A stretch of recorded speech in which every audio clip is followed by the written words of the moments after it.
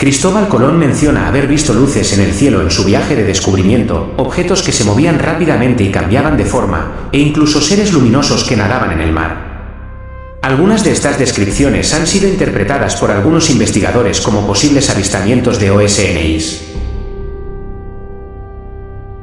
Después del sol puesto, navegó a su primer camino, al oeste. Andarían 2 millas cada hora, y hasta 2 horas después de medianoche andarían 90 millas, que son 22 leguas y media. Puesto que el almirante a las 10 de la noche, estando en el castillo de popa, vio lumbre, aunque, como fue cosa tan cerrada, que no quiso afirmar que fuese tierra, pero llamó a Pedro Gutiérrez, repostero de estrados del rey, diciéndole que parecía lumbre, que mirase él, y así lo hizo y la vio. Diciéndole también a Rodrigo Sánchez de Segovia, que el rey y la reina enviaban en el porveedor, el cual no vio nada porque no estaban en un lugar donde pudiese ver. Después que el almirante lo dijo, se vio una vez o dos, y era como una candelilla de cera que se alzaba y levantaba, lo cual a pocos pareciera ser indicio de tierra, pero el almirante tuvo por cierto estar junto a la tierra. Diario de a bordo del primer viaje de Cristóbal Colón. En 1947, una superfortaleza volante norteamericana desapareció extrañamente a 100 millas de Bermuda. La búsqueda intensiva realizada por gran número de barcos y aviones no resolvió el misterio, que las Fuerzas Aéreas de los Estados Unidos trataron de explicar atribuyéndolo a una tremenda corriente de aire ascendente, que, según ellos, desintegró el enorme bombardero. Una explicación parecida recibió la inexplicable desaparición, en marzo de 1950, del Globemaster americano que cruzaba el Atlántico con rumbo a Irlanda. El 30 de enero de 1948, un avión de pasajeros Tudor, el Star Tiger, de las British South American Airways, se desvaneció mientras volaba a unas 400 millas de Bermuda. No se encontraron restos flotantes. El aparato llevaba una tripulación de 6 hombres y 25 pasajeros. El tribunal por cuenta del cual se realizó la investigación acerca de las probables causas del accidente, solo pudo decir que éstas debieron de ser externas. Hacia el año de esta desaparición, el 18 de enero de 1949, un segundo Tudor de la misma compañía, el Star Ariel, con 13 pasajeros y una tripulación de 7 hombres, desapareció a 200 millas de Bermuda, cuando se dirigía a Kingston, en Jamaica. Pese a las fuerzas desplegadas en su búsqueda, no se consiguió resolver el misterio de su pérdida. No se encontraron restos flotantes, pero ocurrió un extraño suceso. Durante la primera noche de la búsqueda del Tudor 4, desaparecido, 2 aviones, uno de ellos un bombardero norteamericano y el otro un avión de pasajeros británico de la BOAC, comunicaron independientemente haber visto una extraña luz en el océano en la zona donde desapareció el Star Ariel. No se encontraron balsas flotantes ni boyas con luces de señales. Nada. ¿Qué puede explicar la misteriosa luz? ¿Qué se oculta en los cielos y aguas de las Bermudas? La noche del 9 de febrero de 1913, se vio una procesión celeste de extrañas luces en el Canadá, Saskatchewan y Ontario, los Estados Unidos, Nueva York, en el mar y sobre las Bermudas. Según declaró un testigo, parecía un tren expreso iluminado de noche. Pasemos a examinar algunos de los hechos condenados reunidos por aquel curioso insaciable que fue Charles Fort. El 18 de junio de 1845, según el Malta Times, hallándose el bergantín Victoria a 900 millas al este de Adalia, Próximo Oriente, su tripulación vio emerger del mar a 3 cuerpos luminosos, que fueron visibles durante 10 minutos a media milla del velero. Otros testigos también vieron el fenómeno en Adalia, Siria y Malta. Los cuerpos luminosos tenían un tamaño aparente 5 veces mayor que el de la luna llena y unos apéndices que los unían entre sí. Aimé Michel refiere observaciones similares Soucoupe Meduse durante la oleada francesa de 1954. El fenómeno fue seguido desde tierra por el reverendo Hawley. Igualmente misterioso es el caso del Rosalie, un buque francés de gran tonelaje que se dirigía de Hamburgo a La Habana, y que apareció abandonado con casi todas sus velas desplegadas, sin vías de agua y con su valiosa carga intacta. A bordo solo había un canario medio muerto de hambre en una jaula.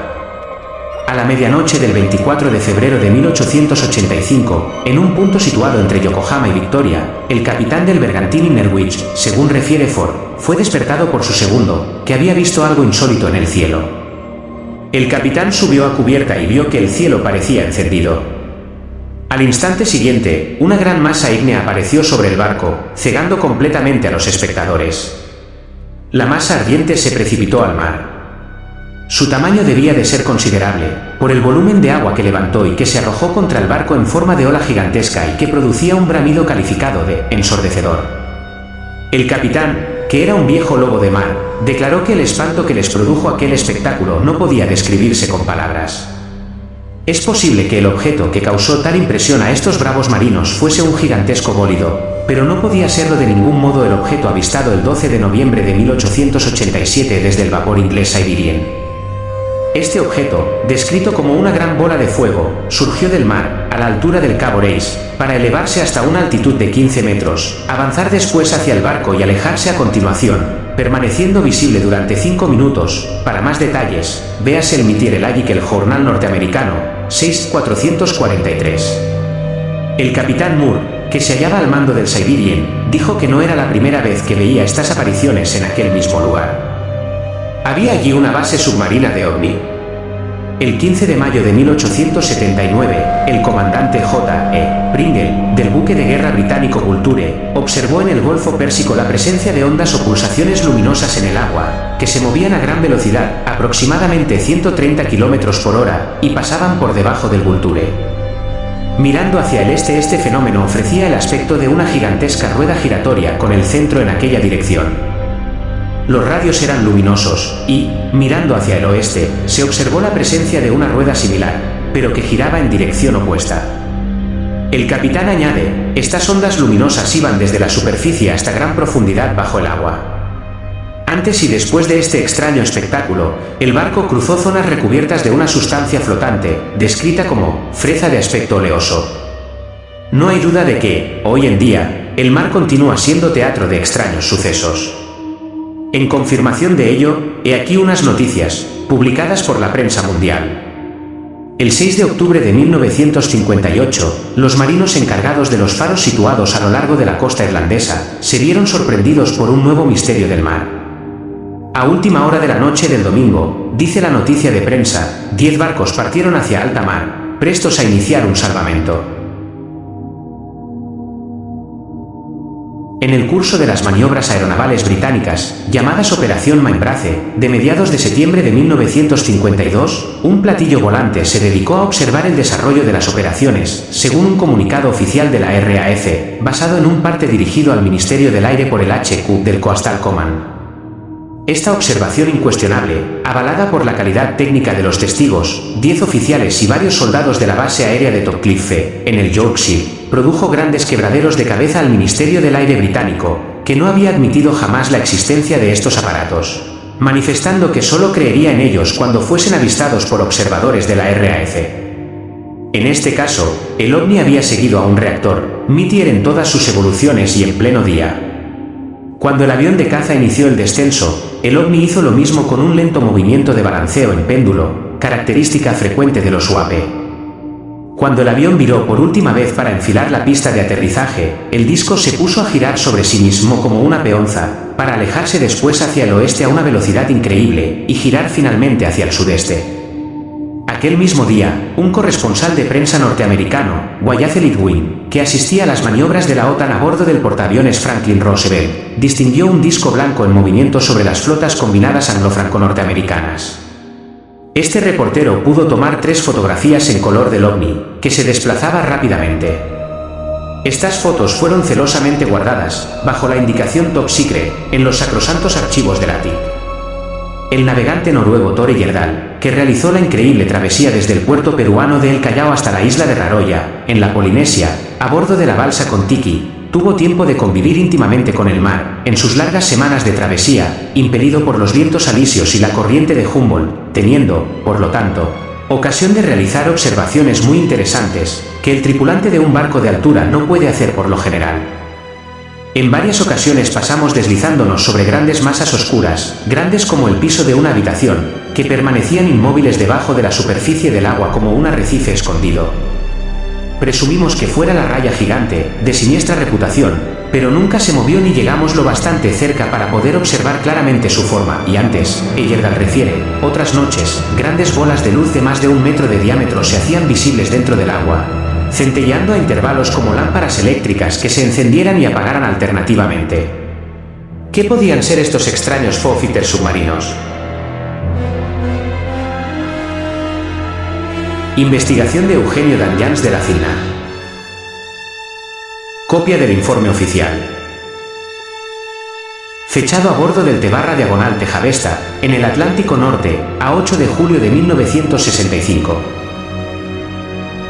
Redactado por el primer oficial Thor Grimlien.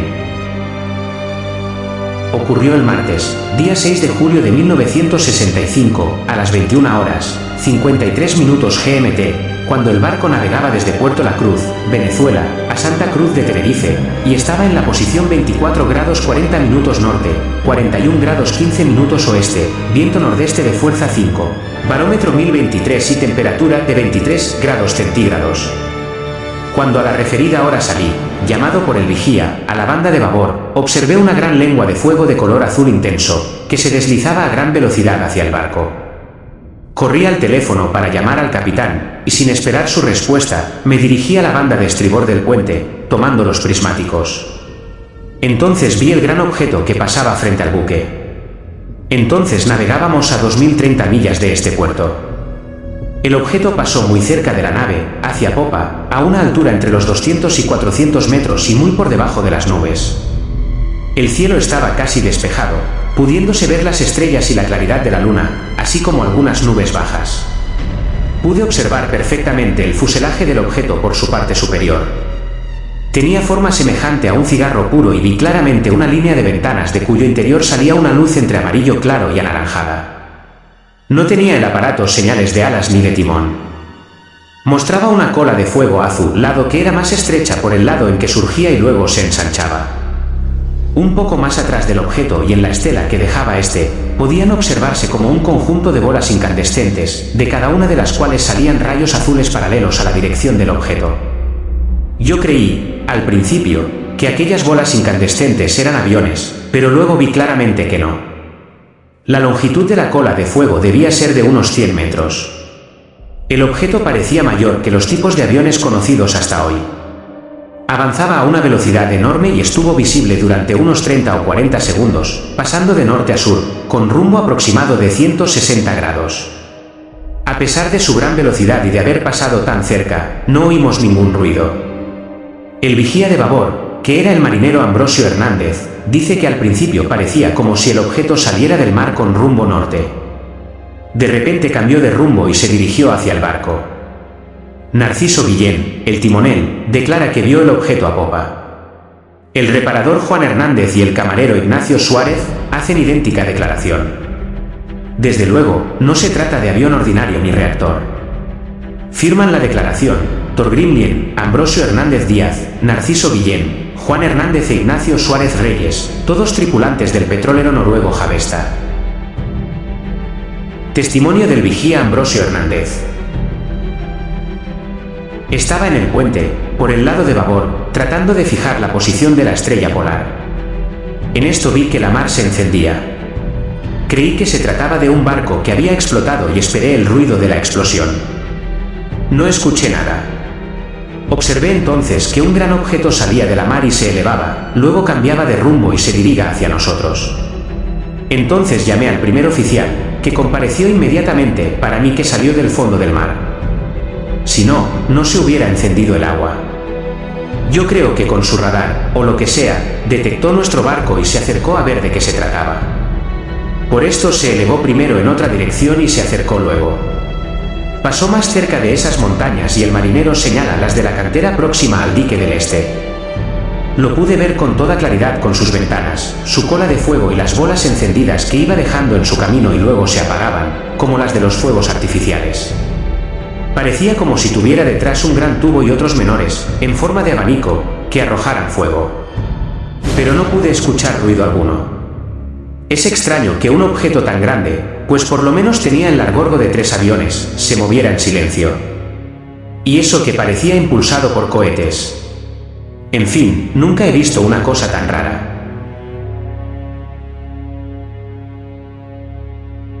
Una de las cuestiones más interesantes que envuelve el misterio sobre los OVNIs y los recientes drones o dropnis que sobrevuelan las diferentes bases militares o aeropuertos en diferentes partes del mundo es cuando nos preguntamos, ¿tiene el gobierno de Estados Unidos material recuperado de aeronaves extraterrestres? Una de mis fuentes militares de Estados Unidos me comentaron bajo estrictas condiciones de anonimato. Una oscura historia de misiones dedicadas a recuperar materiales exóticos de origen no humano bajo el máximo secreto. Estas revelaciones agregan peso a un intenso debate sobre la transparencia del gobierno de Estados Unidos con respecto a los objeto sumergido no identificado. Una de mis fuentes me afirmaron que las misiones de recuperación que involucran materiales de origen no humano están ocultas dentro de programas de recuperación legítimos. Y varios informantes de la Armada estadounidense me han confirmado en privado sobre misiones submarinas de recuperación de OVNIs. Entre los presuntamente involucrados se encuentran la rama marítima de la Dirección de Operaciones de la CIA, la Marina de Estados Unidos, la Oficina Nacional de Reconocimiento Subacuático, operada conjuntamente por la Marina y la CIA, y el Comando de Operaciones Especiales de Estados Unidos. Se entiende además que la institución oceanográfica GUTSO le ha proporcionado vehículos de inmersión profunda para apoyar estos esfuerzos de recuperación. Una vez recuperadas del fondo del mar, estas naves supuestamente son trasladadas a la Oficina de Investigación Naval, desde donde son entregadas a contratistas de defensa para su análisis detallado. Una fuente de la comunidad de inteligencia me informó que las misiones OVNI en suelo extranjero normalmente no han involucrado a la Oficina de Acceso Global de la CIA, ahora conocida como Centro de Misiones Tecnológicas Transnacionales, porque estas operaciones generalmente quedan fuera de su ámbito principal. Sin embargo, la misma fuente me explicó que los esfuerzos conjuntos entre Estados Unidos y los gobiernos aliados a veces han conducido a recuperaciones colaborativas, como el incidente reportado en Varginha, Brasil. El caso Varginha, a menudo denominado el Roswell de Brasil, gira en torno a informes de restos de ovnis, junto con múltiples relatos de avistamientos de entidades no humanas en 1996. Los testigos presenciales describieron tanto a las autoridades locales como a lo que parecía ser personal estadounidense en el lugar, asegurando los materiales recuperados y realizando operaciones. Dando todo tipo de especulación sobre los objetos recuperados en el mar y en la tierra sobre esta colaboración internacional de recuperación. Esta misma fuente me reveló que, tras el colapso de la Unión Soviética, Estados Unidos y Rusia cooperaron en al menos una misión submarina para recuperar una nave de presunto origen no humano que se había estrellado en aguas rusas. Asimismo también me contó sobre el proceso de transferencia de materiales a los contratistas de defensa. En términos de materiales recuperados, se dio una ocasión en la que un individuo designado dentro de la Dirección de Operaciones de la CIA colaboró con otras agencias para decidir qué contratista contratar para el análisis y la explotación. Esa decisión depende de las circunstancias. Por ejemplo, si el objeto está sumergido y es capaz de propulsarse bajo el agua, sería prudente recurrir a General Dynamics. Sin embargo, si se estrellara en el mar desde fuera de la órbita terrestre, se considerarían otros contratistas. Mi fuente agregó que, hasta hace poco, las agencias de inteligencia estadounidenses y chinas también habían estado rastreando OVNIs sumergidos e intercambiando datos. Me han informado que los esfuerzos de ingeniería inversa caen principalmente dentro del alcance del Departamento de Defensa. Es de suponer que la Dirección de Ciencia y Tecnología de la CIA salvaguarda la tecnología adaptada derivada de la investigación sobre OVNIs realizada por el Departamento de Defensa y sus contratistas. Mi fuente me informó sobre la división de responsabilidades. El Departamento de Defensa se centra en analizar la estructura y el diseño de la nave, mientras que el Departamento de Energía, DOE, se especializa en estudiar sus sistemas de propulsión. Mi informante agregó que el papel principal del Centro de Misión de Armas y Contraproliferación de la CIA WCPMC y de la comunidad de inteligencia en general en la investigación de usos implica estudiar los fenómenos, evaluar los posibles orígenes no humanos, categorizar los tipos de inteligencia que pueden controlarlos e investigar sus intenciones. Como informé anteriormente, según mis fuentes, el exdirector de Ciencia y Tecnología de la CIA, Glenn Gaffney, supuestamente bloqueó un intento de transferir material presumiblemente de origen no humano desde Lockheed Martin. Se cree que los supuestos materiales extraterrestres fueron recuperados desde la década de 1950. Entiendo y no es mucho suponer que, debido a los desafíos de reclutamiento en ingeniería, James Ryder, vicepresidente de Lockheed Martin Space Systems en ese momento, propuso transferir estos materiales a una organización externa para impulsar nuevos avances. Es aceptable que, a partir de mis fuentes de información, que uno de los sucesores de Gaffney dentro de la Dirección de Ciencia y Tecnología de la CIA rechazó los esfuerzos de compromiso del ahora disuelto Grupo de Trabajo USA, UAP. Según varias fuentes, el WCPMC de la CIA supuestamente ha desempeñado un papel clave en las misiones USA-UAP y, históricamente, ha proporcionado experiencia analítica sobre materiales exóticos no humanos. Si bien no participa directamente en el componente operativo de los actuales esfuerzos de recuperación e ingeniería inversa, coordinados por la Dirección de Ciencia y Tecnología y la Dirección de Operaciones de la CIA, sigue siendo una fuente integral de inteligencia. Según mis fuentes, el WCPMC recibe información técnica espacial de los activos de la Oficina Nacional de Reconocimiento, NRO, junto con análisis técnicos de las agencias de apoyo de combate del Departamento de Defensa, como la Agencia de Inteligencia de Defensa, DIA, la Agencia de Seguridad Nacional, NSA, y la Agencia Nacional de Inteligencia Geoespacial, NGA. Esto incluye inteligencia de señales, inteligencia de medición y firma, e inteligencia geoespacial. Según los declarantes del Senado informaron que el WCPMC recopila y analiza datos de uso, UAP de todos los dominios, incluidos los dominios aeroespacial, espacial y submarino.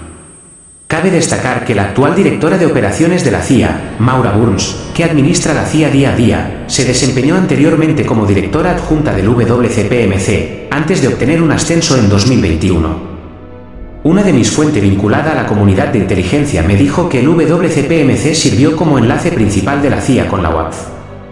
Comprender el WCPMC, Centro de Misión de Armas y Contraproliferación, de la CIA y sus orígenes arroja luz sobre la participación de la agencia, y sus predecesores, en la investigación de OSNI-UAP desde la década de 1940. 1947, los orígenes del WCPMC se remontan a la creación de la rama de inteligencia científica dentro de la Oficina de Informes y Estimaciones, ORE, conocida como el primer centro de análisis de inteligencia de la CIA. 1949, la División de Inteligencia Científica se fusionó con el Grupo de Energía Nuclear de la Oficina de Operaciones Especiales, formando la Oficina de Inteligencia Científica OSI.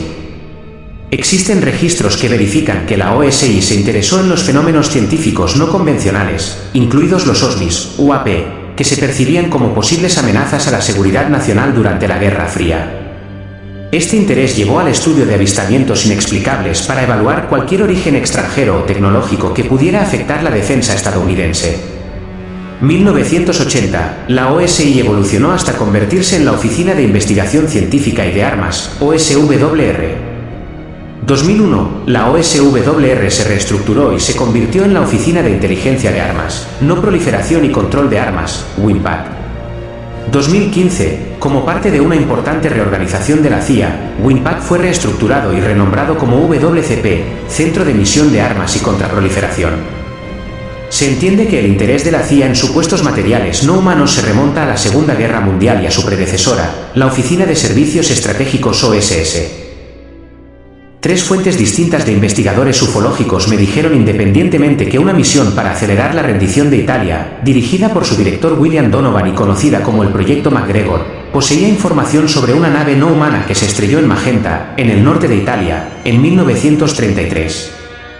Según un rollo de microfilm conservado por Donovan, el Proyecto MacGregor fue transferido a la División de Investigación y Desarrollo el 21 de junio de 1944. La comunicación, que se ve a continuación, indica que Charles S. Cheston, subdirector de la OSS, informó al jefe de la rama de investigación y desarrollo que el Proyecto MacGregor fue transferido a su rama en junio de 1944. Según mi fuente estadounidense, el estudio de la nave Magenta recuperada se integró estrechamente con las actividades del Proyecto Manhattan.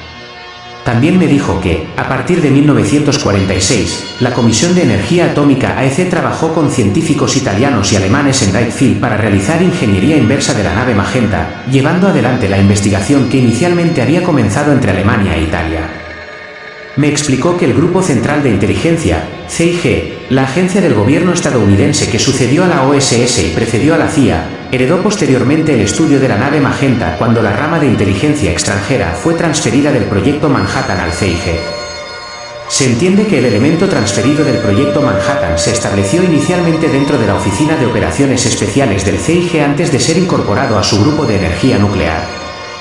Posteriormente, dentro de la CIA, la rama de inteligencia científica se fusionó con este grupo de energía nuclear, formando la Oficina de Inteligencia Científica OSI, precursora del actual WCPMC. ¿La supuesta implicación?